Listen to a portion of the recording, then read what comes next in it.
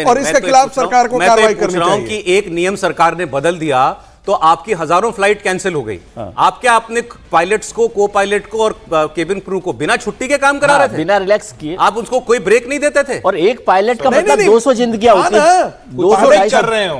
पहले 36 घंटे था, 48 घंटे हो गए थे। इतनी बात तो हुई कर रहे हो।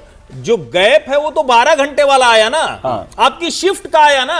तो अगर मान लीजिए कि आपकी 300 फ्लाइट उड़ रही थी तो 200 तो पक्की चलेगी ना, 100 गड़बड़ाएगी ना, या 80 गड़बड़ाएगी। और क्या डीजीसीए ने ये जो एयरलाइंस है, जो एयर इंडिया है, आकाशा है, विस्तारा है, दूसरी एयरलाइन है, उनके जो एक्सेस क्रू है, स्टाफ है, पायलट है, उसको नहीं डिप्यूट कर सकते थे?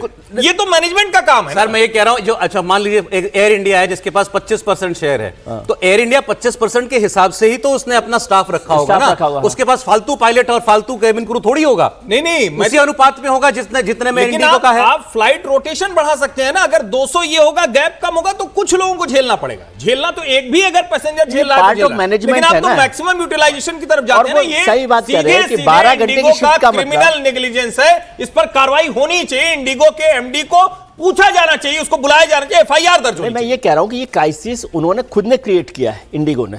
मैं सीधे बात करूं, ताकि सरकार, जो हर्ष जी ने कहा वो तो बात उन्होंने साफ ही कर दी कि सरकार इस दबाव में आ जाए कि भाई फ्लाइट के लिए ये हो रहा है जी, है ना। और दूसरी बात, जो छोटे काम होने चाहिए थे, जो लोग वहां पर परेशान हैं, उनके खाने की, उनके नाश्ते की, उनको रुकने की क्या व्यवस्था, ये तो एयरलाइंस का काम है ना, उसको करना चाहिए था।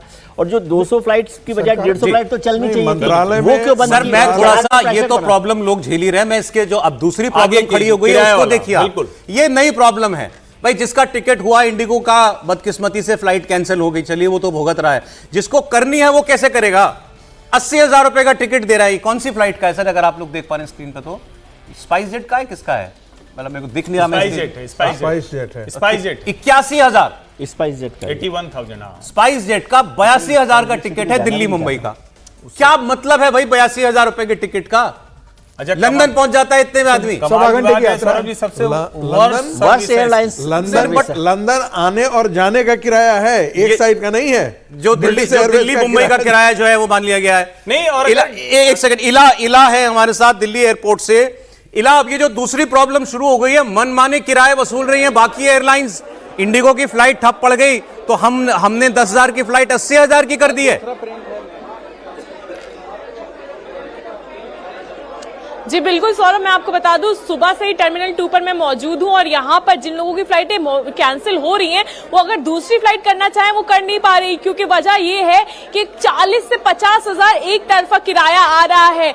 मुंबई हो, बेंगलुरु हो, लखनऊ तक के शहर के लिए, जो कि 1 घंटे रास्ते की दूरी में, वहां के लिए भी 20 से 25,000 रुपए की फ्लाइट के टिकट शो हो रहे हैं। हमारे पास साथ कुछ यहाँ पर यात्री जुड़े हुए हैं जिनकी फ्लाइट कैंसिल हुई है। सर, कहाँ से आ रहे हैं आप?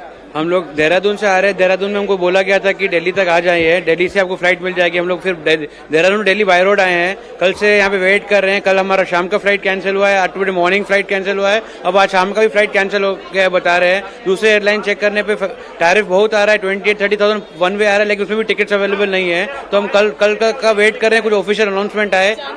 हमको रायपुर जाना है, छत्तीसगढ़ रायपुर। 4 बच्चे हैं हमारे साथ में, फैमिली है हमारे साथ में। तो हम 3 दिन से वैसे बच्चों को लेकर ट्रेवल कर रहे हैं। 3 दिन से हम बच्चों के साथ ट्रैवल करें, हमारी कोई सुनवाई नहीं हो रही, कोई किसी को कोई देखने वाला नहीं, कोई इंडिगो कोई अधिकारी यहाँ पर आके बात करने के लिए तैयार नहीं।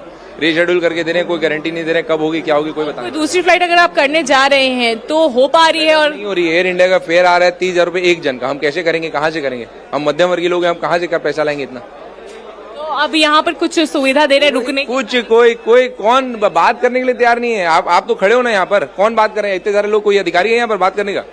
कोई प्रॉपर रिस्पॉन्स नहीं है। आप कब से वेट कर रहे हैं? मैडम सुबह से खड़े हैं। हमारी 7 बजे की 10 बजे की पहले फ्लाइट थी, पहले 7 बजे कैंसिल हुई, फिर 10 बजे की फ्लाइट कैंसिल हुई। अब हम कल के लिए खड़े हैं, कोई बात करने के लिए तैयार नहीं है। कल के लिए कुछ बोल रहे हैं? कुछ नहीं, कोई रिस्पॉन्स नहीं है। ठीक है, देखिए और भी यहाँ पर लोग हैं, उनसे बात करते हैं। आप लोगों को कहाँ कानपुर जाना था मैडम। मैं 5 आवर ऑलरेडी लेट हुआ, मैं क्वेश्चन से। हाँ पटना, एक मिनट जी, कुछ 5 आवर्स ऑलरेडी लेट थे हम लोग। और अभी दूसरी फ्लाइट वगैरह मिल रही है? ऑल फ्लाइट कैंसिल लिखा है उन्होंने, कोई फ्लाइट नहीं। दूसरी एयरलाइंस पे अगर आप जा रहे हैं तो क्या मतलब, क्या फेयर सेम दिखा रहे हैं या charge? I did not check, sorry.